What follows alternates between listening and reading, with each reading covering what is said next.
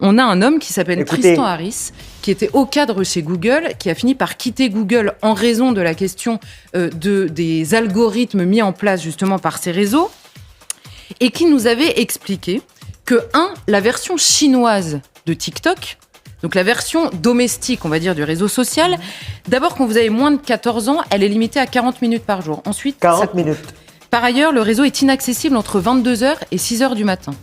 Ensuite, nous dit-il, les algorithmes en Chine montrent aux petits Chinois des expériences scientifiques à refaire à la maison, des expositions, vous vous baladez dans des musées, vous avez des cours sur le patriotisme, qu'est-ce que c'est que l'attachement à son pays, des vidéos éducatives et scolaires. Et ailleurs dans le monde, c'est pas du tout les mêmes algorithmes qui jouent. Or, nous dit-il, vous avez eu une étude qui a été faite sur des adolescents exposés à TikTok, version chinoise, et exposés à TikTok, alors c'était aux États-Unis, mais version ailleurs dans le monde, on va dire.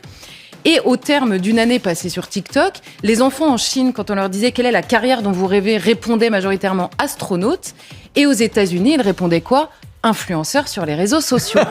Et donc, cet homme nous dit, imaginez les deux sociétés que vous préparez avec ces différents algorithmes qui jouent sur la mentalité des enfants. Et quand la question avait été posée à un officier chinois de dire pourquoi est-ce que vous limitez en Chine l'accès pour les mineurs à ce réseau social, il avait tout simplement répondu, ouvrez les guillemets, ces enfants sont l'avenir de la nation. Merci.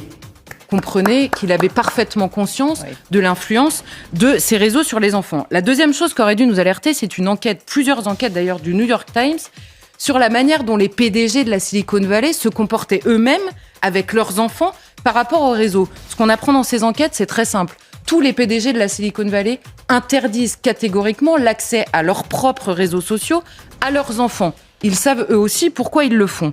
Et la troisième chose, même la Commission européenne a demandé récemment à ses salariés de supprimer carrément l'application TikTok, sans doute pas parce qu'elle apporte des bénéfices. Or là, le constat, il est assez terrible, puisqu'il y a une étude qui a été publiée il y a 6 mois, cette fois-ci en France, qui nous révélait que 87% des 11-12 ans sont sur les réseaux sociaux qui sont interdits aux moins de 13 ans. Donc là, on a un député Renaissance, plein de bonne volonté probablement, qui veut faire une loi pour interdire, pour dire que la majorité numérique serait désormais à 15 ans. Mais quand on voit que déjà l'immense majorité des 11 ans sont sur les réseaux, c'est évidemment terminé. Et il y a quelques mois, une autre étude nous disait que les 7-10 ans passaient en moyenne 4h42 par jour devant un écran, et les 11-14 ans, 8h23. Donc avec tout ça, vous voyez la société qu'on se prépare. En plus du temps censé être passé à l'école, à étudier. Vous avez entendu ce qu'ils ont dit ? Les propres créateurs de ces applications, aujourd'hui, ont interdit leurs enfants et demandé à leurs employés de supprimer carrément l'application. En Chine, c'est permis 40 minutes dans la journée TikTok. Et c'est accès impossible de 22h à 6h du matin, qui font exactement les 8 heures de sommeil dont un être humain a besoin pour se reposer. Les études qui sont là, n'ont pas été faites n'importe comment pour n'importe quoi. Ça a été fait pour un but précis. Nous, aujourd'hui, on voit nos mousseaux en train d'enlever leur haut, leur bas, danser, montrer leur bocho, leur monde au balcon. Pourquoi il ne sait pas? Pensant que c'est ça l'avenir. Vous avez vu un peu la différence entre ces pays qui sont développés, qui ont eux-mêmes créé ces applications-là, et puis nous qui sommes là en train d'utiliser. C'est-à-dire, on est allé dans l'exagération.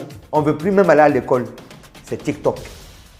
On ne veut plus aller à l'école, c'est devenu influenceur. C'est ça, non? Réécoutez bien ce qui a été dit dans cette vidéo-là. Vous allez comprendre comment est-ce que c'est dangereux ce qui se passe aujourd'hui. Surtout en Afrique. Surtout en Afrique. Du n'importe quoi. Après, par là, on va dire qu'il faut rentrer chez toi. Sauf que ici, chez moi, c'est de ça qu'il s'agit. On doit tout vous dire, non? Attends. Faites les choses qui peuvent vous être utiles demain. Non pas des choses qui vont être inutiles demain. Au revoir.